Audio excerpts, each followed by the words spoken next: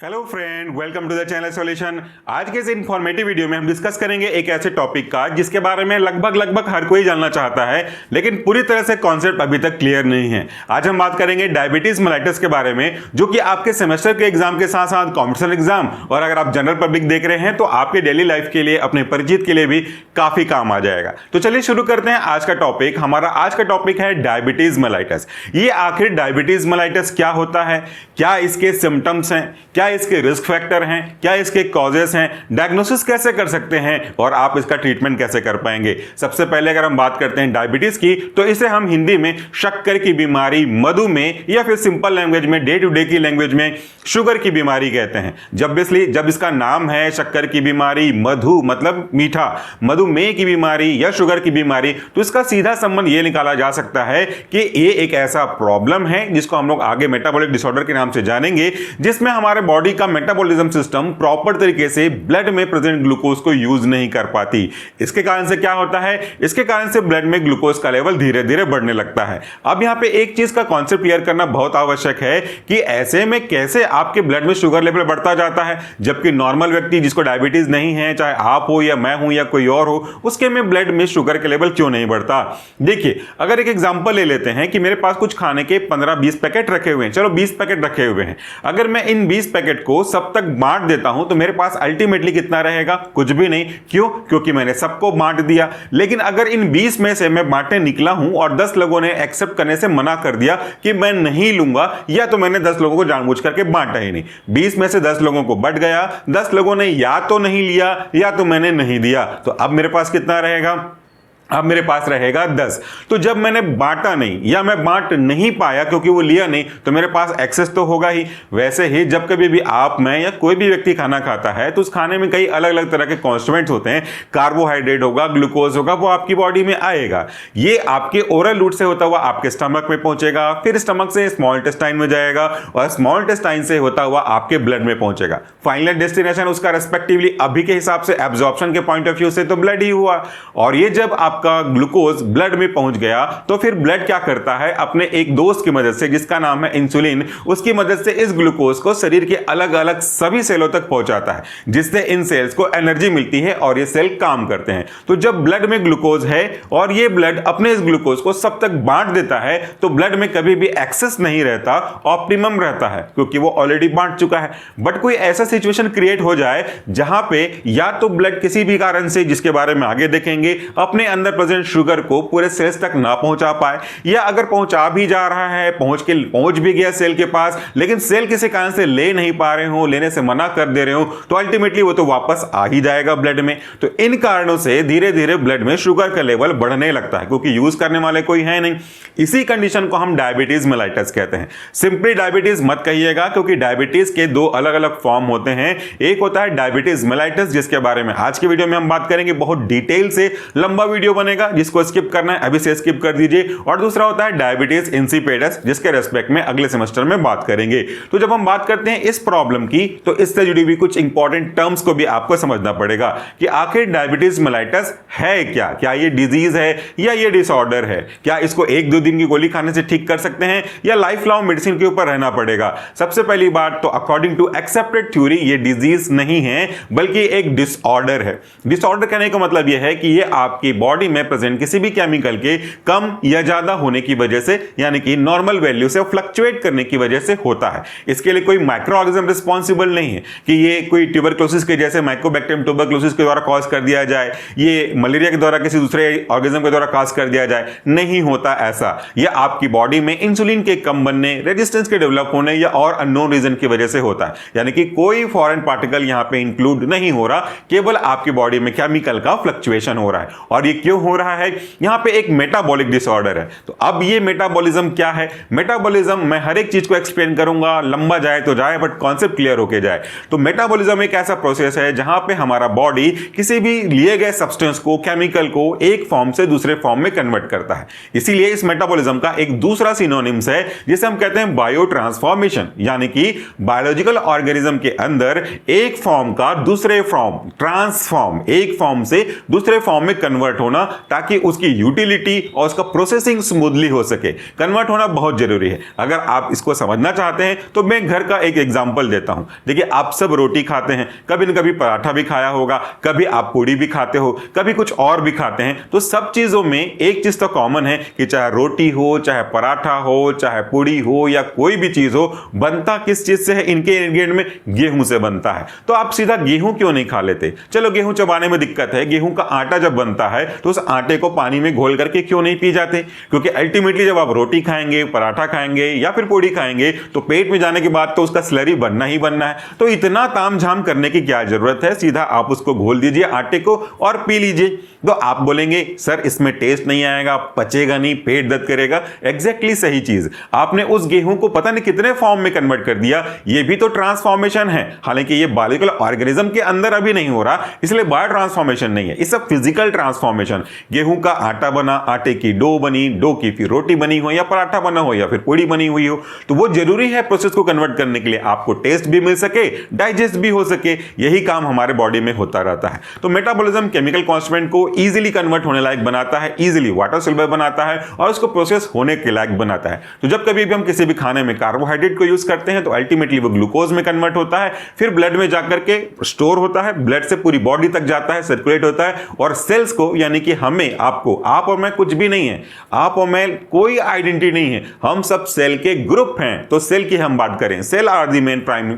Ministers जैसे बोल सकते हो आप, तो उन तक पहुंचता है। लेकिन अगर किसी कारण से ग्लूकोज ना बन सके जो कि आपके सेल तक पहुंचाया जा सके, या ग्लूकोज बन जाए, बहुत अधिक मात्रा में बन जाए लेकिन सर्कुलेट ना हो सके, या फिर सेल सर्कुलेट होने के बाद उसको यूज ना कर सके, तो यह मेटाबॉलिक डिसऑर्डर है। तो इनके कारण से आपको ये चीजें देखने को मिलती हैं। बीच बीच में आपको और चीजों को एक्सप्लेन करूंगा जिसका जानना आपके लिए जरूरी है। सबसे पहले बोर्ड में आकर के कुछ चीजों को अपन समझते हैं। तो ये जो डायबिटीज मेलाइटस है, ये क्या है? ये एक क्रोनिक मेटाबॉलिक डिसऑर्डर है। मैं इस वर्ड को भी एक्सप्लेन करना चाहूंगा कि क्रोनिक का क्या मतलब होता है। क्रोनिक मतलब होता है एक ऐसी अवस्था, एक ऐसी सिचुएशन, डिजीज या डिसऑर्डर के रेस्पेक्ट में जिसको होने के लिए, मतलब अगर मेरे को कोई बीमारी नहीं है से लेकर के मुझे ये बीमारी हो गई है कि बीच में लंबा समय रहेगा। ऐसा नहीं होगा कि सर्दी बुखार जैसे आज रात को आप सोए हो, बढ़िया आराम से सोए हो, सुबह जब उठ रहे हो तो आपको सर्दी या बुखार हो गया, मतलब एक दिन भी नहीं लगा आपको होने में। और अगर आप गोली खाते हो, सर्दी का कोई ट्रीटमेंट करते हो या पैरासिटामोल लेते हो बुखार के रेस्पेक्ट में, तो अगले कुछ एक घंटों में आपका प्रॉब्लम सॉल्व हो जाएगा। वो एक्यूट केस है। लेकिन डायबिटीज के केस में ऐसा नहीं है कि आज मुझे पूरी तरह से डायग्नोसिस करने के बाद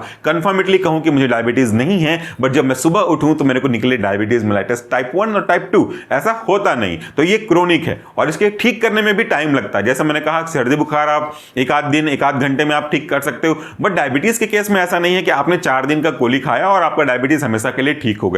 यहां पे आपको थोड़ा लंबा डायबिटीज के ऊपर काम करने वाले ड्रग के ऊपर डिपेंड करना पड़ेगा, साथ में आपको अपने ऊपर भी चेंजेस करने पड़ेंगे, तभी जाके आपको अच्छा रिजल्ट मिलेगा, केवल एक पहलू से नहीं मिलेगा।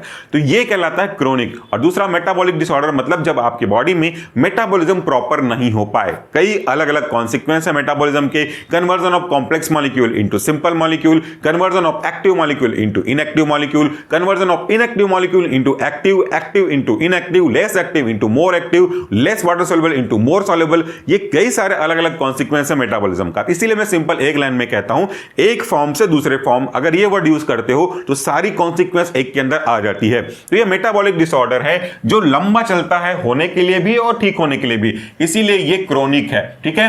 अ group of metabolic disorder characterised by hyperglycaemia. ये वर्ड पे जरा ध्यान करिएगा, हाइपरग्लाइसेमिया। हाइपरग्लाइसेमिया में दो शब्द है, एक है आपका हाइपर और दूसरा है आपका ग्लाइसेमिया। हाइपर का मतलब होता है ज्यादा। तो ये जो हाइपर वर्ड है वो कहीं भी अगर आप यूज हो रहा हुआ दिखा रहा है आपको, तो इसका मतलब है कि जिसके पीछे ये कोई वर्ड लगा हुआ हो या हाइपर जिसके आगे पहले लगा हुआ हो, उस प्रॉब्लम का मात्रा बढ़ जाता हो, उस चीज की मात्रा बढ़ जाती हो, उस सिचुएशन में वो और ज्यादा बढ़ रहा हो, तब उसको हम हाइपर से डिनोट करते हैं। और कहीं अगर कम हो रहा होगा, अगर ये बोलना होगा, कम करने वाले रेस्पेक्ट में बोलना होगा, तो हाइपर की जगह हाइपो वर्ड हम यूज करेंगे। इस पर लिखा है हाइपरग्लाइसेमिया, मतलब ग्लूकोज जो कि ग्लाइसेमिक को रिप्रेजेंट कर रहा है, हाइपर मतलब ज्यादा, यानी कि ज्यादा मात्रा में ग्लूकोज। कहां पे, किसके रेस्पेक्ट में? ब्लड के रेस्पेक्ट में आपको देखने को मिलेगा। तो एक ऐसा केस जहां पे आपके ब्लड में ग्लूकोज का लेवल ज्यादा हुआ दिखाई दे, वो कहलाता है आपका हाइपरग्लाइसेमिया, यानी कि डायबिटीज मेलाइटस। अब देखिए, इसके कई कई कारण हो सकते हैं या कई चीजें इसके रेस्पेक्ट के लिए रिस्पॉन्सिबल हो सकती हैं, जिसमें से इंसुलिन रेजिस्टेंस या इंसुलिन का सीक्रेशन कम होना या इंसुलिन के एक्शन में किसी तरह का फ्लक्चुएशन या दोनों चीजें देखने को मिल सकती हैं। बहुत सारे कारण हैं। मैक्सिमम बच्चों को यह लगता है कि इंसुलिन शायद नहीं बनता होगा, शायद कम बनता होगा, इसलिए डायबिटीज मेलाइटस हो जाता है। ये एक ठीक बात है, ये एक रीजन है, लेकिन ऐसा भी होता है कि इंसुलिन सफिशिएंट मात्रा में बने, इवन दो अगर जरूरत से थोड़ा ज्यादा भी बन रहा है तब भी डायबिटीज हो सकता है, क्योंकि बनने मात्र से, ज्यादा होने मात्र से कुछ नहीं हो जाता।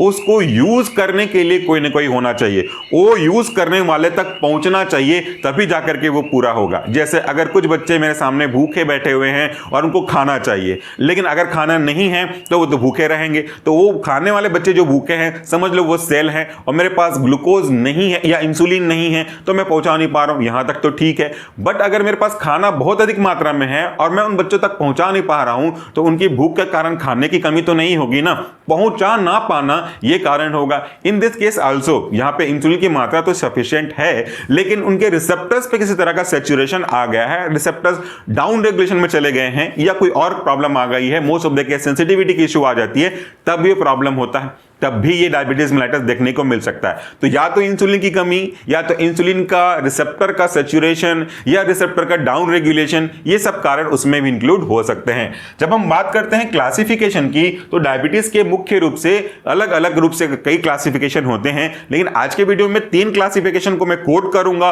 और 2 को ज्यादा डिटेल से एक्सप्लेन करेंगे।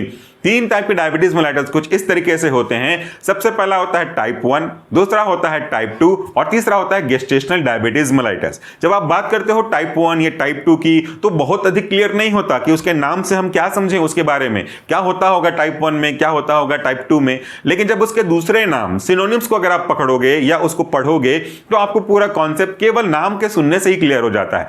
टाइप 1 टाइप 2 के 2 अलग अलग नाम हैं। अगर अभी हम थोड़ा ब्रीफ में कर दें, तो टाइप 1 को इंसुलिन डिपेंडेंट बोला जाता है और टाइप 2 को नॉन इंसुलिन डिपेंडेंट, या इससे ज्यादा अच्छा होगा इंसुलिन इंडिपेंडेंट बोल दिया जाए। सबसे पहले अगर हम बात करें टाइप 1 की, तो इसका जो काम है वो देखेंगे, पहले नाम से देख लेते हैं। इंसुलिन डिपेंडेंट, डिपेंडेंट का क्या मतलब होता है? डिपेंडेंट का मतलब होता है किसी पे निर्भर होना, और इंसुलिन डिपेंडेंट कहने का मतलब है कि जिस व्यक्ति के रेस्पेक्ट में आप बात कर रहे हैं, वो व्यक्ति इंसुलिन के ऊपर डिपेंडेंट है, इंसुलिन के ऊपर डिपेंडेंट है, उसके ऊपर निर्भर है। क्यों? क्योंकि उसकी बॉडी इंसुलिन नहीं बना पा रही है। क्यों नहीं बना पा रही है? कई अलग अलग कारण हो सकते हैं, जैसे कोई ऑटो इम्यून डिसऑर्डर हो गया हो, जिसमें उनकी बॉडी के इम्यून सिस्टम ने उनके ही पैनक्रियाटिक सेल जो कि इंसुलिन बनाने का काम करता है, उनको डिसरप्ट कर दिया हो। दूसरा, कि किसी भी ऑपरेशन सर्जिकल प्रोसेस के थ्रू उनके पैनक्रियास को रिमूव कर दिया गया हो, पैनक्रियाक्टोमी वगैरह कर दी गई हो। तो जब पैनक्रियास जो कि इंसुलिन बनाता है, उसी पैनक्रियास को आपने निकाल दिया या वो पूरी तरह से डिस्ट्रॉय हो गया, बचा ही नहीं, तो इंसुलिन कौन बनाएगा भाई? ना रहेगी बांस, ना बजेगी बांसुरी वाली कहानी तो आपने सुना ही होगा। जब बांस ही नहीं है तो बांसुरी कहां से बनेगी? जब बांसुरी ही नहीं रहेगी तो उसकी आवाज कहां से आएगी? फिर उसकी आवाज से जो भी प्रॉफिट होने वाला है वो कहां से होगा? सो आपने तो रूट कॉज को खत्म कर दिया, आपने पैनक्रियास को ही डैमेज कर दिया। तो पैनक्रियास के डैमेज होने की वजह से इंसुलिन बनेगा नहीं। लेकिन शरीर को इससे क्या मतलब है कि आपने मेरा पैनक्रियास क्यों निकाल दिया? क्यों मेरा पैनक्रियास बिल्कुल भी इंसुलिन नहीं बना पा रहा? आई डोंट केयर, मुझे तो मेरे प्रेजेंट ग्लूकोज को यूज करवाने के लिए इंसुलिन चाहिए। अब आप कैसे करोगे? मैं किस वजह से खाना नहीं खा पा रहा हूं, इससे कोई मतलब नहीं। मेरा शरीर तो भूखा प्यासा तकलीफ में जाएगा। मैं किस वजह से एग्जाम में पास नहीं हो पा रहा हूं, मेरी वजह क्या है? फाइनेंशियल प्रॉब्लम है, मेंटल सिचुएशन खराब है, या कुछ और परिवार में प्रॉब्लम है। इससे एग्जामिनर को, इससे यूनिवर्सिटी को क्या?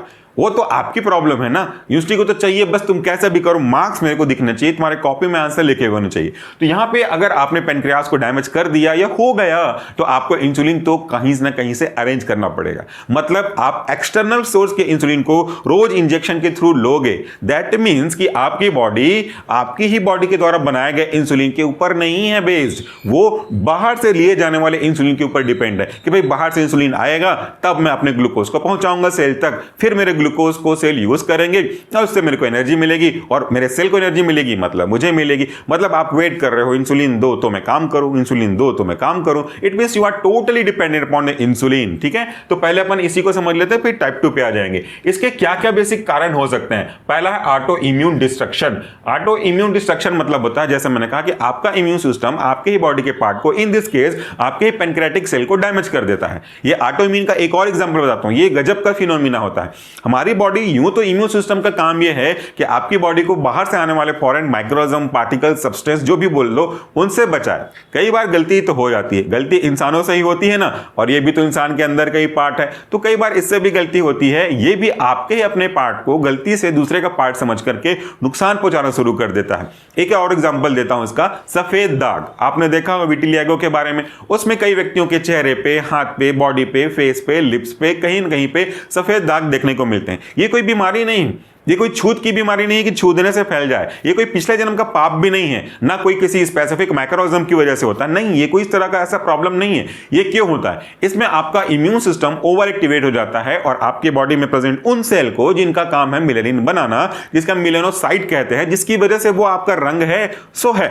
मेरा जो भी रंग है जस्ट बिकॉज ऑफ मिलेनिन, कोई डार्क रंग में है जस्ट बिकॉज ऑफ मिलेनिन, कोई लाइटर में है just because of melanin. Melanin की मात्रा के ऊपर कलर का डार्क या लाइट होना डिपेंड करता है। तो इन दिस केस मिलेनोसाइट को ये आपका इम्यून सिस्टम डिस्ट्रॉय कर देता है। तो जो सेल कलर बनाता है, पिगमेंट बनाता है, वही खत्म हो जाएगा, तो वहां पे कलर नहीं बनेगा, पिगमेंट नहीं बनेगा, इसलिए वो कलरलेस हो जाता है, दैट मीन व्हाइट हो जाता है। ऐसा नहीं कि व्हाइट ऊपर से आता है, ऐसा होता है कि वो स्किन का कलर नहीं बनता, तो बाय डिफॉल्ट बेस का कलर व्हाइट जो है वो दिखने लगता है। सेम यहां पे भी आपको समझ में आ रहा है। उसके बाद अगला है एब्सोल्यूट इंसुलिन डेफिशिएंसी। अब एक आ जाएगा आपका आंसर।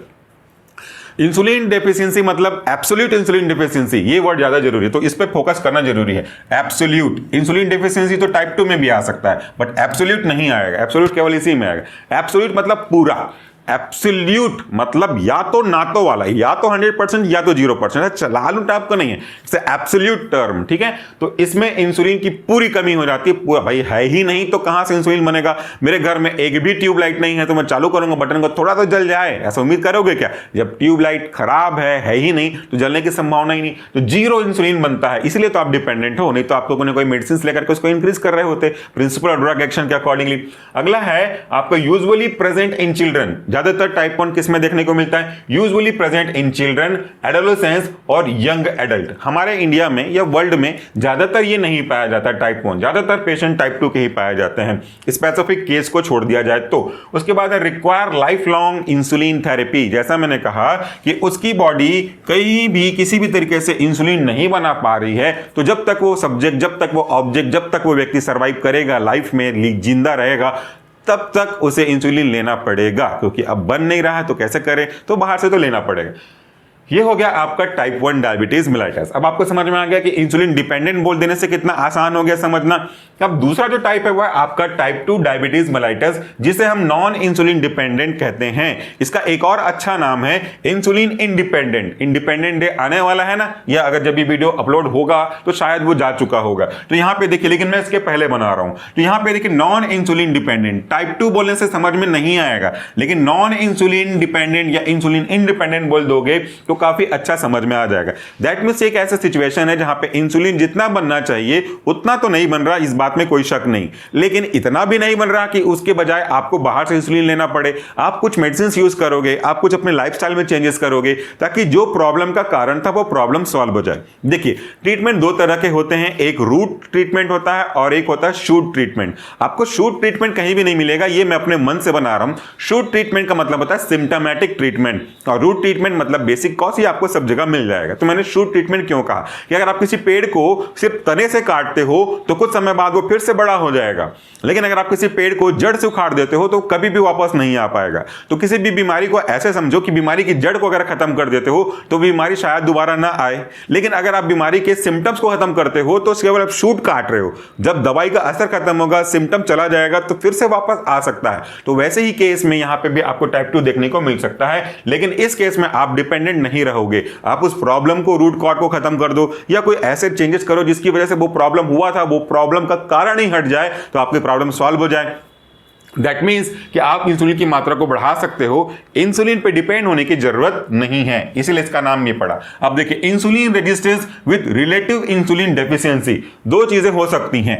पहला है एक इंसुलिन का रेजिस्टेंस और दूसरा इंसुलिन की डेफिशिएंसी। तो डेफिशिएंसी तो क्लियर है कि इंसुलिन प्रॉपर मात्रा में ना बन पा रहा हो। अब ये कहां पे देखो, ये जो डायग्राम जब मैं अपने चैट जीपीटी को प्रॉम्प्ट देके बनवा रहा था, ये जब डायग्राम बना तो इसको देख करके मेरे दिमाग में ख्याल आया कि ये डायग्राम है तो पैनक्रियास का, लेकिन जिस तरीके से इसने पेनक्रियास को बनाया है, मुझे पेनक्रियास कम भुट्टा ज्यादा नजर आ रहा है, मक्का जिसको बोलते हैं। क्या आपको भी लग रहा है कि ये भुट्टे जैसे दिखाई दे रहा है? तो मुझे लगा कि चेंज करना चाहिए, बोला नहीं इसको चेंज नहीं करूंगा, इसको बल्कि मैं एक्सप्लेन करूंगा। अनफॉर्चुनेटली मेरे घर में आज भुट्टा नहीं है, वरना मैं आपको दिखाता है। इसमें देखिए बहुत सारे दाने बने हैं, तो थोड़ी देर के लिए अपन ये समझें कि ये भुट्टे के दाने दाने नहीं होकर के पेनक्रियाटिक सेल हैं। तो जब ये पूरा पर्याप्त मात्रा में है, मतलब पर्याप्त मात्रा में पेनक्रियाटिक सेल, बीटा सेल पर्याप्त मात्रा में प्रेजेंट है इंसुलिन बनाने के लिए। अगर मैं एक एक करके भुट्टे को निकालते जाऊं तो एज्यूम कर सकते हो, आपने भुट्टा तो खाया ही होगा, कि अगर पूरे भुट्टे में से अगर आधा हिस्सा या बीच के अलग अलग आपने खा लिया दाना निकाल करके, तो कैसा दिखता होगा। तो अगर मैं इन दाने को हटा दूं तो समझ लो कि इंसुलिन को प्रोड्यूस करने वाले बीटा सेल्स कम होते जा रहे हैं। तो जब बीटा सेल जो कि इंसुलिन बनाते हैं वही अगर कम हो रहे हैं तो इंसुलिन तो कम बनेगा ना। मतलब जितने आपके इंसुलिन बनाने वाले सेल रहेंगे उतने इंसुलिन बनेंगे, वो सेल धीरे धीरे कम होते जाएंगे, तो उन सेल के द्वारा बनाया जाने वाला इंसुलिन ऑटोमेटिकली कम होते जाएगा। सिंपल सा लॉजिक है। तो यहां पे डिफिशिएंसी समझ में आ ही गई होगी, कोई बड़ा बात नहीं है इसमें। लेकिन हाँ, रेजिस्टेंस आपको अब समझना पड़ेगा। रेजिस्टेंस मतलब क्या होता है? रेजिस्टेंस का मतलब होता है प्रतिरोध। ये किसी के रेस्पेक्ट में भी हो सकता है। मैं आपको सिंपल सा दो एग्जांपल देता हूं, एक जो आपके हाथ में होगा जो कि मोबाइल है, मोबाइल से तो मेरे वीडियो देख रहे हो, और दूसरा जो मैं फेस करता हूं, और ये अपनी गलती मानने में, कमजोरी मानने में मुझे कोई शर्म नहीं आएगी, हालांकि आना चाहिए था। रेजिस्टेंस का मतलब होता है साफ मना कर देना। भाई बचपन से जब से हम लोग मैथ्स पढ़ना शुरू किए हैं, मेरे को मैथ्स पसंद नहीं आया। हो सकता है किसी का फेवरेट सब्जेक्ट हो तो मैं उनसे हाथ जोड़ के माफी मांगता हूं, मुझे तो नहीं आया। मैं मैथ्स से हमेशा भागता रहता था, मतलब मेरे को मैथ्स के प्रति रेजिस्टेंस था। अब दुनिया का, भारत का सबसे बढ़िया टीचर मैथ्स के रेस्पेक्ट में भी अगर आ जाएं पढ़ाने के लिए, तो वो तो सबको समझा सकते हैं, he is the best teacher of the maths. But मेरा इंटेंशन क्या है? नहीं भैया मेरे को मैथ्स नहीं पढ़ना, मन में पहले से सेट है मेरे से तो हो ही नहीं पाएगा। तो हो पाएगा कि नहीं हो पाएगा वो तो बाद में समझ में आएगा। मैंने सरेंडर कर दिया कि मेरे से नहीं हो पाएगा, मतलब रेजिस्टेंस ना मैथ्स ना। तभी तो फार्मेसी लिया था, सच बात तो यही है, आप ऐसा मत करना, ठीक है। पर जब फार्मेसी लिया ना, तब पता चला कि फर्स्ट सेकंड सेमेस्टर में ही मैथमेटिक्स है, गड़बड़ हो गया। यहां पे आपका रेजिस्टेंस। दूसरा क्या है? उसको एक्सेप्ट नहीं करना। जैसे आपके मोबाइल में अगर फिंगरप्रिंट सेंसर है, ऑब्वियसली होगा, तो आप उसमें कई बार जब नया मोबाइल रहता है, बढ़िया साफ सुथरा हाथ धोकर के आए रहते हो, नहा के आए होते हो, एक बार टच करते हो, बड़ा फास्ट सेकंड्स में वो एक्सेप्ट कर लेता है। लेकिन कई बार जब हम काम करते हैं, कुछ कचरा छूते हैं, धूल छूते हैं, या फिंगरप्रिंट में धूल जम जाती है, तो वो आपको काम नहीं करता। फिर आप ऐसे ऐसे करते हो। हम तो अपने पंचिंग में जब हम अटेंडेंस लगाते हैं अपने इंस्टीट्यूट में, ऐसा ही होता है, या तो धो के आओ या तो हाथ पोंछ के लगाओ। तो वो रेजिस्टेंस डेवलप कर रहा है। मतलब क्या हुआ? सेंसर आपका रिसेप्टर है, ये आपकी उंगली या जो भी आपका मार्किंग डिवाइस है वो आपका इंसुलिन है। तो इंसुलिन जाके फिट से बाइंड होना चाहिए था, फट से खुलना चाहिए था, लॉक या तो अटेंडेंस। लेकिन कुछ ना कुछ दिक्कत है जिसकी वजह से वो नहीं हो रही, तो आप उसको साफ करोगे, हो जाएगा। इंसुलिन भी ऐसा ही कर रहा है। इंसुलिन के रिसेप्टर में कहीं ना कहीं आपको रेजिस्टेंस देखने को मिल रहा है, ठीक है। अगला मोस्ट कॉमन टाइप है, बहुत सिंपल, मैंने आपको शुरू में कहा कि बहुत कॉमन टाइप है, कईयों को यही वाली बीमारी होती है। यूजुअली इन एडल्ट्स, ज्यादातर यंग लोगों में देखने को मिलता है। एसोसिएटेड विद ओबेसिटी, ऐसे व्यक्ति जो बहुत ज्यादा मोटे हैं, मोटापा है, मैं उनको मोटा नहीं बोल रहा, मैं वर्ड को एक्सप्लेन कर रहा हूं, ठीक है। वो ओबेसिटी वाले को होता है। सेकेंडरी लाइफस्टाइल जिनकी होती है, सेडेंटरी लाइफस्टाइल, सेकेंडरी भी बोल सकता हूं और सेडेंटरी भी बोल सकता हूं। सेकेंडरी में क्यों बोल रहा हूं आपको आगे समझाऊंगा। सेडेंटरी मतलब सेडेट, बैठो, कुछ नहीं करना, कोई इंटरेस्टेड नहीं। और सेकेंडरी मतलब ये है कि जब प्राइमरी नहीं है इंपॉर्टेंस, तो सेकेंडरी इसलिए क्योंकि वहां पे आपको अपने लाइफ में कंफर्ट जोन में जाना जा रहा है, आराम से बैठा रहना चाहता है, इसलिए इसको मैं सेकेंडरी बोलता हूं, क्योंकि वो सेकेंड लाइफ है, फर्स्ट लाइफ है नहीं। उसके बाद है जेनेटिक फैक्टर। इस वाले फैक्टर्स में आप कुछ नहीं कर सकते, बस इतना ही कर सकते हो कि अपनी तरफ से रिस्क फैक्टर इंक्लूड मत करो, जो होना है वो होगा। लेकिन रिस्क फैक्टर अगर इंक्लूड कर देते हो, स्मोकिंग, ड्रिंकिंग, अनहेल्दी लाइफस्टाइल, जो कैफेटेरिया डाइट है, लैक ऑफ फिजिकल एक्टिविटी, तो वो उसको कई गुना मल्टीप्लाई कर सकते हैं। जो 10 साल बाद होने वाला है, हो सकता है 6-7 साल बाद ही हो जाए, तो वो आप चेंज कर सकते हो अपने ऊपर, ताकि ये डिले कर सको। तो टाइप 1 हो गया, टाइप 2 हो गया। अब बात आती है आपके अगले की, वह आपका गेस्टेशनल डायबिटीज मेलाइटस, ठीक है। ये उस केस में होता है जब कोई वुमेन प्रेग्नेंट होती है, तो glucose intolerance first recognised during pregnancy, जो most of the cases delivery के बाद ठीक हो जाती है, और अगर नहीं होती तो दैट कन्वर्ट इनटू टाइप 2, ठीक है। तो यहां देखिए यूजुअली रिजॉल्व आफ्टर डिलीवरी, अगर नहीं होता तो ये आगे जाकर के टाइप 2 डायबिटीज मेलाइटस कॉज करने के चांसेस रहते हैं फ्यूचर में। तो ये कुछ दो मेन टाइप हो गए, टाइप 1, टाइप 2, तीसरा तो आना जाना है, इसलिए मैं दो मेन बोल रहा हूं। अब इसके बाद अगर हम बात करें डायग्नोसिस क्राइटेरिया की, कि कैसे पता लगाया जाए कि किसी व्यक्ति को डायबिटीज मेलाइटस है कि नहीं है। आपको पता लगाने के लिए बहुत सारे सिंपल तरीके हैं, लेकिन जो तरीका बहुत पहले फॉलो किया जाता था हमारे पहले जमाने में, पहले के जो लोग होते थे, उसके बारे में बात करूंगा। हालांकि आज के डेट में उसका कोई एग्जिस्टेंस रहता नहीं है। पहले क्या था, गांव में या किसी भी जगह पे खुले में शौच करते थे, यूरिन पास करते थे, या कहीं कहीं अगर वॉशरूम था तो वॉशरूम में पास करते। तो जब कभी भी कोई व्यक्ति जिसको डायबिटीज हुआ होगा वो यूरिन पास करता था तो कुछ समय बाद वहां पे चींटियों का झुंड आने लग जाता था। अब ये क्यों? यूरिन का स्वाद अगर आपने पढ़ा होगा एचएपी में, जनरली सोडियम की वजह से वो नमकीन होता है, तो नमकीन के पास कभी भी चींटी तो आएगी नहीं। अगर आपने अपने घर में एक डिब्बे में लड्डू रखा है, दूसरे डब्बे में कोई मिक्सचर रखा हुआ है, तो वो मिक्सचर के पास कभी भी नहीं जाएगी, वो हमेशा लड्डू के पास जाएगी। तो इन दिस केस काहे वो यूरिन के पास जा रहा है? यूरिन तो नमकीन होता है? नहीं, उस केस में नमकीन नहीं होता, क्योंकि अगर उसे डायबिटीज है तो उसकी बॉडी उसको एक्सक्रीट करेगी, ब्लड को फिल्टर करेगी, तो ब्लड में जो मैक्सिमम मात्रा में ग्लूकोज प्रेजेंट है वो यूरिन के थ्रू बॉडी से बाहर निकलेगा। तब उस यूरिन में नमक से ज्यादा शक्कर आ गया होगा, इसलिए चींटियां अटैक कर रही हैं। दैट मीन्स क्लियरली शक्कर आउट हो रहा है, यानी कि ग्लूकोज ज्यादा हो रहा है। तो ये पहले का आइडेंटिफिकेशन था। आज ये मेथड सेंस में नहीं बनता, संदर्भ में, रेफरेंस में नहीं आता। तो क्या क्या इसके तरीके हैं डायग्नोसिस करने के, कि इनमें से आप किसी भी एक मेथड को फॉलो कर सकते हो। सबसे पहला, फास्टिंग प्लाज्मा ग्लूकोज को आप चेक करो कि ये 126 mg पर DL से ज्यादा ना रहे 8 घंटे की फास्टिंग में। यहां पे ये देखिए फास्टिंग की बात कर रहे हैं तो 126 mg पर DL 8 घंटा फास्ट रहने के बाद नहीं होना चाहिए।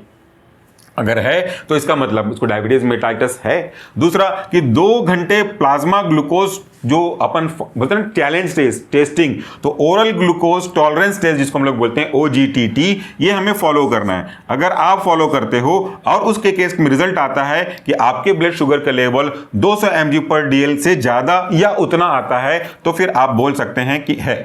उसमें कितना?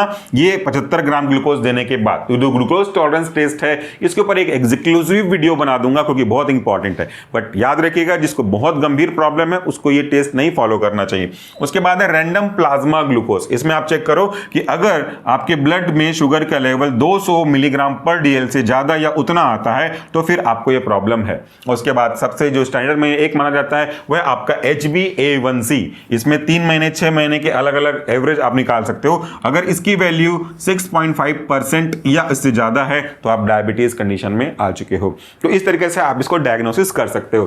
कुछ बात करते हैं रिस्क फैक्टर की। अगला तो रिस्क फैक्टर जानना जरूरी है। मैंने पहले वाले वीडियो में भी कहा था risk factor is not a cause, but most of the cases कुछ कॉमन निकल सकते हैं जो कॉज भी बन सकते हैं और रिस्क फैक्टर भी बन सकते हैं। तो रिस्क फैक्टर क्या होता है? रिस्क फैक्टर ऐसे सारे फैक्टर को हम बोल सकते हैं जिनके होने से, मतलब जिनके एक्स्ट्रा एडिशन एड ऑन होने से हमारे प्रॉब्लम होने के चांसेस और ज्यादा बढ़ जाते हैं। जैसे पेट्रोल, अगर किसी लकड़ी में आप माचिस मारते हो तो लकड़ी जल जाएगी, ठीक है, नॉर्मल में, वहां पे कोई रिस्क फैक्टर नहीं है। यहां पे कॉज है माचिस, आग। अगर मैं उसमें पेट्रोल डाल दूं और माचिस मार दूं तो पेट्रोल के कारण से वो आग काफी ज्यादा भड़केगी, काफी जल्दी जलेगी और ज्यादा जलेगी। तो यहां पे पेट्रोल क्या कर रहा है? आग को भड़काने का काम कर रहा है, यानी कि petrol is acting like a risk factor. Here these are the following risk factor जो इस डायबिटीज मेलाइटस के होने के चांसेस को बढ़ा सकते हैं, खास करके टाइप 2 के रेस्पेक्ट में। सबसे पहला, जेनेटिक प्रीडिस्पोजिशन। इस पे मैं पहले भी कह चुका हूं कि आपका कोई विशेष डायरेक्ट रोल नहीं है, लेकिन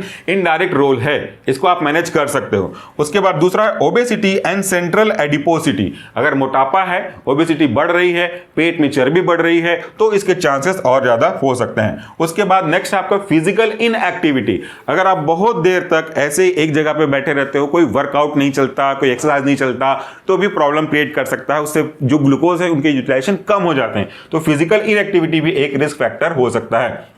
उसके बाद है अनहेल्दी डाइट, खास करके हाई कैलोरी हाई फैट। अगर आपके डाइट हेल्दी नहीं है, आप कैफेटेरिया डाइट, हमने अपने एम फॉर्म पे इस पर प्रोजेक्ट किया था, इसके ऊपर कई रिसर्च पेपर भी पब्लिश किए हुए हैं। अगर आप अनहेल्दी डाइट, जिसको हम लोग ने नाम दिया था cafeteria diet, that include all type of unhealthy food, pizza, burger, chow mein, french fries and all, वो आपके फैट को बढ़ाने का काम करते हैं, जिससे आपको आगे जाके समय में इसको फेस करना पड़ सकता है। तो अनहेल्दी डाइट सभी बीमारियों का एक कारण में से एक है। उसके बाद है इंक्रीजिंग एज, एज के साथ बढ़ता जाता है। फैमिली हिस्ट्री, जेनेटिक में ही आ गया। हाइपरटेंशन और डिसलिपिडेमिया, अगर आपको हाइपरटेंशन है या अगर आपको लिपिड का मात्रा ज्यादा है तो भी ये और ज्यादा बढ़ सकता है। गेस्टेशनल डायबिटीज, तो अगर आपको है तो वो हिस्ट्री के रूप में यूज कर सकता है टाइप 2 में, तो उसको छोड़ सकते हो। नेक्स्ट है स्मोकिंग, स्ट्रेस, स्लीप डिप्रीवेशन।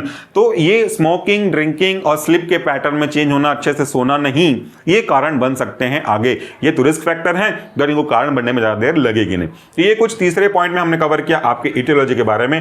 अब आप देखो कि इसमें डायग्राम की सहायता से भी आप इसको समझ सकते हो। डायग्राम भी अच्छा प्रोम करवाया था कि अगर आप ओबेस हैं तो आपको चांसेस है, रिस्क फैक्टर है। अगर आप एक जगह बढ़िया आराम से, जैसे मैंने कहा सेकेंडरी में क्यों बोला, सेडेंटरी को मैं सेकेंडरी क्यों बोला था, क्योंकि आपको पहले लाइफ से कोई मतलब ही नहीं है, तभी तो आप सेकंड लाइफ में आ चुके हो। तो यहां पे आराम से बैठे रहोगे, कैफेटेरिया डाइट, कोल्ड ड्रिंक्स वगैरह, पिज्जा, बर्गर, ये सब यूज करोगे। उसके बाद जेनेटिक है जिसमें आपकी कोई भूमिका नहीं है, आपका बीपी कंट्रोल में नहीं है, आपका लिपिड का लेवल ज्यादा है, या फिर आप बढ़िया आराम से कुछ ऐसे जगह में बैठे रहते हो, बैठे ही रहते हो, कोई फिजिकल वर्कआउट नहीं करते, स्मोकिंग, ड्रिंकिंग, एज फैक्टर, तो ये इंक्लूड करने लायक रिस्क फैक्टर हो सकते हैं। अब हम बात करते हैं इसकी पैथोफिजियोलॉजी की एकदम ब्रीफ में। तो देखो क्या क्या रिस्पॉन्सिबिलिटी इसके स्टेप्स होते हैं। सबसे पहला, डिफेक्ट इन इंसुलिन सिक्रीशन। हमारा जो पेनक्रियास है पर्याप्त मात्रा में इंसुलिन को सीक्रेट नहीं कर पा रहा होगा, ये उसका डिफेक्ट है। क्यों सीक्रेट नहीं कर पा रहा होगा, उसके कई अलग अलग कारण होंगे, डिटेल से देखेंगे आगे जाके आने वाले समय में, और हमने इसके ऊपर वीडियो भी डाला हुआ है, डिस्क्रिप्शन बॉक्स को एक बार चेक कर लीजिएगा। तो डिफेक्ट इन इंसुलिन सिक्रेशन और इंसुलिन रेजिस्टेंस। इंसुलिन सिक्रेशन में डिफेक्ट क्यों आएगा, ये भुट्टा वाला एग्जांपल, अगर जो पेनक्रियाटिक सेल हैं वो धीरे धीरे डैमेज होते चलें, इनएक्टिव होते चलें, तो सिक्रेशन में कमी तो आएगी। या सिक्रेशन पर्याप्त मात्रा में है लेकिन रिसेप्टर में रेजिस्टेंस डेवलप हो गया है, तब भी प्रॉब्लम होगी। अब आपको मैं रिसेप्टर वाला एक बार बता देता हूं कैसे होगा। मान लो कि ये मेरा ब्लड है, ये ब्लड वेसल्स है, इस ब्लड वेसल में जो मैंने डॉट्स बनाए हैं ये ग्लूकोज को रिप्रेजेंट कर रहे हैं। तो ये ग्लूकोज निकल करके आपके सेल में, ये जो सेल है इसमें आएंगे, लेकिन ऐसा कैसे आ जाएगा, इसके आने के लिए यहां पे एक रिसेप्टर पाया जाता है जिसे हम इंसुलिन रिसेप्टर कहते हैं। इसमें जब आपके पेनक्रियास से, जो आपका पेनक्रियास है, इसमें से आने वाले इंसुलिन अपने रिसेप्टर पे इस तरह से बाइंड होंगे, तब एक गेट खुलेगा और ये गेट कुछ इस तरीके से आपके गेट को ओपन करके इन ग्लूकोज को एंट्री करने देगा आपके सेल में। तो जब ये सेल में इस तरीके से आएंगे तब जाकर के सेल उस ग्लूकोज को यूज कर पाएगा। तो या तो ये इंसुलिन ही कम मात्रा में बन रहा है, इसीलिए आएगा कैसे, या अगर इस रिसेप्टर में अगर हम बात करें तो किसी भी तरह का सैचुरेशन आ गया है। ये देखो यहां पे फिर से कि ये हमारा रिसेप्टर बढ़िया खुला था बाइंडिंग वाले, इस पे अगर किसी तरह का सैचुरेशन आ गया है जिसकी वजह से ये आके बाइंड नहीं हो पाएगा, उस केस में ये प्रॉब्लम होगा। तो डिफेक्ट इन इंसुलिन सिक्रेशन या इंसुलिन रेजिस्टेंस ये देख सकते हो, या डाउन रेगुलेशन भी देख सकते हो जिसमें रिसेप्टर की संख्या, नंबर कम होती जाएगी। दूसरा, decrease glucose uptake by cell, या सेल ग्लूकोज को लेने के लिए मना कर दे, किसी भी कारण से वो नहीं ले पाए। तो जब सेल नहीं ले पाएगा तो ऑटोमेटिक ब्लड में ग्लूकोज का लेवल तो बढ़ता जाएगा। तो ये वाला पॉइंट हो गया। जैसे brain, muscles, fat. Increase glucose production by liver and decrease peripheral utilisation, ये भी बहुत बड़ा फैक्टर जिसको आगे आगे बायोकेमिस्ट्री में पढ़ चुके होंगे।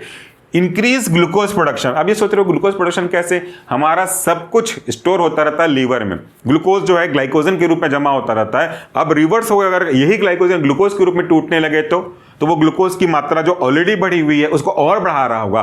तो जले में नमक छिड़कना वाला कहानी हो गई, पेट्रोल छिड़कना वाला कहानी हो गया, और ज्यादा बढ़ने लगेगा तो डायबिटीज तो होगा ही। तो ये एक मेजर फैक्टर है, उसके कारण से हाइपरग्लाइसेमिया हो जाता है। ठीक है, तो ये उसकी पैथोफिजियोलॉजी हो गई। अब क्लिनिकल फीचर्स देख लीजिए, क्या क्या फीचर्स हैं, कैसे पहचान सकता हूं, कैसे शक कर सकता हूं, कंफर्मेटरी तो नहीं बट कैसे आपको संदेह हो सकता है। सबसे पहला, पॉलीयूरिया। पॉली मतलब होता है काफी अधिक मात्रा में, और यूरिया बना हुआ है यूरिन से, तो पॉलीयूरिया मतलब फ्रीक्वेंट यूरिनेशन, आपको बार बार वॉशरूम जाना पड़ेगा यूरिन पास करने के लिए। उसके बाद आपको पॉलीडिप्सिया, जिसको हम लोग बोल सकते हैं एक्सेसिव थ्रस्ट, बार बार प्यास लगेगी पीने के लिए। अब ये दोनों का लॉजिक आपस में संबंध है, ये इससे और ये इससे, दोनों से रिलेटेड है। अगर आपके ब्लड में ग्लूकोज का लेवल ज्यादा होगा तो वो तो एक प्रकार से ऑस्मोटिक डायरेक्टिक जैसा काम कर रहा है, आसपास के ब्लड को अपनी ओर खींचेगा, जिससे वो वॉल्यूम बढ़ेगा, वॉल्यूम बढ़ेगा तो फिल्टर ज्यादा होगा, फिल्टर ज्यादा होगा तो यूरिन आउटपुट तो ऑब्वियसली बढ़ना ही बढ़ना है, इसलिए ज्यादा यूरिन लगता है। अब यूरिन पास हो गया तो सेल में डिहाइड्रेशन होने के चांसेस हैं, इसीलिए पानी प्यास ज्यादा लगता है। दूसरा रीजन ये होता है कि सेल में भी ऑस्मोलारिटी बढ़ने लगती है, इसलिए आसपास के पानी को मांगता है, यानी कि प्यास लगता है। तो ये वाला भी हो गया। पॉलीफेगिया, आपको बहुत ज्यादा खाने की इच्छा होती है, बहुत खा जाते हो, क्योंकि भूख लगती है। भूख किस लिए लगती है, क्योंकि सेल को लगता है कि मुझे ग्लूकोज नहीं मिल रहा है, ग्लूकोज तो है लेकिन मुझे मिल नहीं रहा है, तो वो ग्लूकोज और मांगता है, सोचता है कि खाने से मिल जाएगा, तो बकाबक कुछ भी आ जाए कुछ भी आ जाए, खाने लग जाते हैं, पसीना पसीना हो जाता है आदमी। तो पॉलीफेगिया, एक्सेसिव हंगर, ये तीन चीजें बहुत ज्यादा इंपॉर्टेंट है, आसानी से समझा जा सकता है, साथ में स्वेटिंग भी इंक्लूड कर दो। उसके बाद है फैटिग, आपको बहुत थकावट लगेगी। पता है, मैं जब थोड़ा सा मतलब बी फॉर्म में ही था तो मैं सोचता था कि डायबिटीज के केस में लोगों का ब्लड शुगर लेवल बढ़ जाता है, तो लोग थकते क्यों हैं, फैटिग क्यों होता है। भाई जब हम थक जाते हैं, स्पोर्ट्स खेलते थक जाते हैं, तो ग्लूकोन डी पीते हैं, ग्लूकोज पीते हैं ताकि ताकत आ जाए, तो उसके में तो पहले से ग्लूकोज है, उसको तो फुल ताकत सुपरमैन बन जाना चाहिए था। ऐसा सोचता था, लेकिन ऐसा होता नहीं है, क्योंकि ग्लूकोज तो है लेकिन ग्लूकोज पहुंच नहीं पा रहा। भूख मुझे लग रही है, खाना तो बहुत कुछ है, बट मेरे हाथ पैर बंधे हैं, ना तो मैं खाने के पास जा सकता हूं, ना तो खाना मेरे पास आ सकता है। तो केवल खाने के होने मात्र से मेरी भूख नहीं मिट जाएगी। तो ब्लड में ग्लूकोज के लेवल बढ़ने से सेल्स तक ऑटोमेटिकली नहीं पहुंच पाएगा। तो ये आपका फैटिग हो गया। उसके बाद ब्लड विजन, आंखों में प्रॉब्लम काफी सारा होती है, वेट लॉस होने लगेगा। उसके बाद बार बार लगातार रुक रुक के इन्फेक्शन होने के चांसेस रहेंगे। कहीं भी अगर चोट लग गई, वुंड लग गया, तो वो रिकवरी बहुत देर से होगी, वो नासूर बन सकता है, गैंग्रीन में बदल सकता है, और आपके पैर में झुनझुनी, टिंगलिंग, एकदम से जलन जैसा एहसास हो सकता है। ये बहुत इंपॉर्टेंट सिम्टम्स कह सकते हो वार्निंग सिग्नल्स के रूप में। इसके बाद अगर हम बात करते हैं अगले पॉइंट की, तो एक्यूट कॉम्प्लिकेशन, क्या क्या कॉम्प्लिकेशन आपको देखने को मिल सकते हैं। सबसे पहले diabetic ketoacidosis, DKA, usually type 1 diabetes mellitus में होता है। Hyperglycaemia, ketone body formation, metabolic acidosis वगैरह होता है। इसके फीचर्स के बारे में अगर बात करो, कैसे पहचान में आ जाए, तो कॉमन फीचर्स दिए गए हैं। वो है आपका नोजिया, मतलब feeling of vomiting, exactly vomiting हो जाएगी जब वोमिटिंग कहलाएगा। एब्डोमिनल पेन, यानी कि पेट में दर्द हो जाता है, आपका कुछ मुश्किल ब्रीदिंग आ जाता है, जो एक स्मेल है आपकी वो फ्रूटी जैसे, मतलब फल के जैसे खुशबुआएं लग जाती है। डिहाइड्रेशन, कंफ्यूजन, ड्राउसीनेस, थकावट, ये सब आपको लगने लग जाते हैं। दूसरा है हाइपर ऑस्मोलर हाइपरग्लाइसेमिक स्टेट, जिसके यूजुअली टाइप होते हैं टाइप 2 डायबिटीज मेलाइटस में। इसमें देखेंगे सीवियर हाइपरग्लाइसेमिया, बहुत ज्यादा ब्लड में शुगर बढ़ जाता है। हाई प्लाज्मा ऑस्मोलिटी, जिसके कारण से आपको बताया था दोनों प्रॉब्लम हो जाती है, बहुत ज्यादा पानी खींचने लग जाता है। No significant ketone bodies. Features की अगर बात करें तो सीवियर डिहाइड्रेशन, बहुत ज्यादा डिहाइड्रेशन होने लगेगा, पानी की कमी होने लगेगी, वीकनेस लगेगा, कंफ्यूजन लगेगा, आप कंफ्यूज होते रहोगे, लिथार्जी, थकावट, सीजर, झटके आ सकते हैं, या तो कोमा में भी जा सकते हैं। तो ये एकदम सीरियस है टाइप 2 के केस में। अगर हम बात करते हैं क्रोनिक कॉम्प्लिकेशन, वो तो एक्यूट कॉम्प्लिकेशन से तुरंत दिखने वाले, तुरंत सॉल्व हो जाने वाले, लेकिन क्रोनिक की अगर हम बात करें, जो लंबे समय तक लगेगा होने में, और हो गया तो लंबा समय लगेगा ट्रीटमेंट में, जिसके अंदर पहला आपका माइक्रोवेस्कुलर, मतलब आंखों में प्रॉब्लम जाएगी। डायबिटिक रेटिनोपैथी, आंखों के रेटिना में थोड़े से कोलेस्ट्रॉल जमा हो सकते हैं, ब्लीड हो सकता है, रप्चर हो सकता है, ये प्रॉब्लम जा सकती है, ब्लाइंडनेस के कारण बन सकता है। डायबिटीज नेफ्रोपैथी, नेफ्रॉन्स में प्रॉब्लम जाएगी, आपके किडनी के जो फंक्शनल यूनिट्स हैं उनमें प्रॉब्लम जाएगी। डायबिटिक न्यूरोपैथी, आपके नर्व्स में, पेरिफेरल ऑटोनॉमिक सिस्टम में आपको प्रॉब्लम जाने लगेगा। ये कुछ मेन चीजें हैं। इसके बाद अगर बात करो मैक्रोवेस्कुलर, माइक्रोवेस्कुलर मतलब बहुत छोटे छोटे लेवल पे, और मैक्रोवेस्कुलर मतलब बड़े बड़े ब्लड वेसल्स पे बात करेंगे। आंखों में जो ब्लड वेसल्स हैं बहुत टाइनी से होते हैं, और बाकी जो ब्लड वेसल्स होते हैं बड़े बड़े होते हैं। तो माइक्रो मतलब बहुत सूक्ष्म, वेस्कुलर मतलब वेसल से है, और मैक्रो मतलब बड़ा, वेस्कुलर मतलब वेसल से है। यहाँ पे देखिए कोरोनरी आर्टरी डिजीज, बहुत ज्यादा चांसेस हैं कि आपको कोरोनरी आर्टरी डिजीज हो सकती है, फिर आगे जाके प्रॉब्लम और बढ़ जाएगी। उसके बाद आपका देखो सेरेब्रोवेस्कुलर डिजीज, स्ट्रोक के चांसेस हो सकते हैं। पेरिफेरल एट्रियल डिजीज हो सकता है, साइड में कुछ फ्लैग जमा हो सकते हैं जो प्रॉब्लम क्रिएट कर सकते हैं। फूड के बारे में अगर बात करें तो फूड पे कॉम्प्लिकेशन है अल्सर का, और ये देख रहे हो गैंग्रीन। इसके होने के बाद ठीक होने में बहुत टाइम लगता है, कई बार नजरअंदाज करने की वजह से काटना भी पड़ता है पैर को, या तो फिर उसकी डेथ भी हो सकती है। इन्फेक्शन चांसेस हैं, गैंग्रीन मैंने अभी आपको कहा मे लीड टू एम्प्यूटेशन, मतलब उसको कट करके रिमूव करना पड़ता है। अगर अदर पार्ट में देखेंगे तो अगर दांत के रेस्पेक्ट में देखेंगे तो आपको देखिए पेरियोडेंटल डिजीज की प्रॉब्लम हो सकती है दांत में। अगर बॉकी बॉडी कैटरेक्ट, आंखों में मोतियाबिंद हो सकता है। ग्लाउकोमा, आंखों में प्रॉब्लम हो सकती है। स्किन में इन्फेक्शन हो सकता है। ये कुछ कॉमन है जो लंबा समय लगता है इनके होने में। अगर हम मैनेजमेंट के बारे में बात करें कि कैसे इसे मैनेज कर सकते हैं, तो management is always better than the treatment. क्या कर सकते हो? लाइफस्टाइल मॉडिफिकेशन कर सकते हैं, ये बहुत इंपॉर्टेंट है, फंडामेंटल है ट्रीटमेंट का। मेडिकल न्यूट्रिशन थेरेपी आप ले लो, कोई कमी हो रही है, क्या आप अपने डाइट में केवल कार्बोहाइड्रेट को यूज कर रहे हो, तो उसको अपने किसी डाइटिशियन से मिल करके प्रॉपर और बैलेंस डाइट इंक्लूड करो, प्रोटीन रिच डाइट यूज करो, तो आप उस प्रॉब्लम को देख सकते हो। रेगुलर फिजिकल एक्टिविटी करिए, रोज वॉक करिए, एटलीस्ट जो भी टाइम आपके पॉसिबल है उस पर आप फिजिकल एक्टिविटी कहीं ना कहीं थोड़ा ही सही लेकिन आप कंटिन्यू करते रहिए। उसके बाद है अपने वेट पे कंट्रोल करो। स्मोकिंग ड्रिंकिंग कर रहे हो तो उसको बंद कर दो। स्ट्रेस को मैनेज करो और पर्याप्त मात्रा में नींद लो। स्ट्रेस को कंट्रोल करना वैसे तो बस में नहीं होता, लेकिन सबसे बड़ा प्रॉब्लम के कारण स्ट्रेस सब जगह यही स्ट्रेस यही होता है, इसको मैनेज कर लीजिए। दूसरा फार्माकोलॉजिकल ट्रीटमेंट, मतलब मेडिसिनल ट्रीटमेंट के बारे में बात करें, टाइप 1 डायबिटीज मेलाइटस के लिए कोई ट्रीटमेंट नहीं है, आपको इंसुलिन लेते ही रहना पड़ेगा। टाइप 2 के लिए आप ओरल हाइपोग्लाइसेमिक या ओरल एंटी डायबिटिक ड्रग ले सकते हो, जिसके बारे में आगे बात करेंगे। दूसरा नॉन इंसुलिन आप जो इंजेक्टेबल प्रिपरेशन है वो ले सकते हो, और जरूरत पड़ी तो बीच बीच में शॉट्स ले सकते हैं इंसुलिन के according to your physician guidance, ठीक है, ये आप कर सकते हो। उसके बाद है कुछ मॉनिटरिंग जो कि आगे होने वाले चांसेस को कम कर सकते हैं। आप सेल्फ मॉनिटरिंग मॉनिटरिंग करो, आपके पास एक ग्लूकोमीटर होना चाहिए, मॉनिटरिंग करते रहो।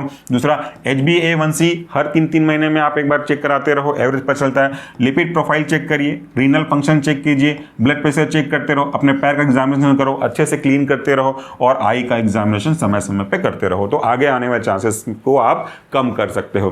तो आज के वीडियो में बहुत लंबा लेक्चर है, चाहूँ तो और लंबा ले सकता था लेकिन ज़्यादा हो जाएगा और कई बार मेरे मोबाइल भी बंद हो जाते हैं वीडियो रिकॉर्ड करते करते। तो आज के वीडियो के लिए इतना ही। मैंने सब चीज़ों को ईमानदारी से डील करने की कोशिश करी जितना पॉसिबल हो सकता था, स्किप करना मुझे पसंद नहीं है। तो सब चीज़ें जो बेसिक है, जानकारी जानना जरूरी है, वो मैंने कवर किया। आई होप कि आपको लेक्चर समझ में आया होगा, फ्रूटफुल लगा होगा। Thank you so much for this video. नमस्कार, टेक केयर।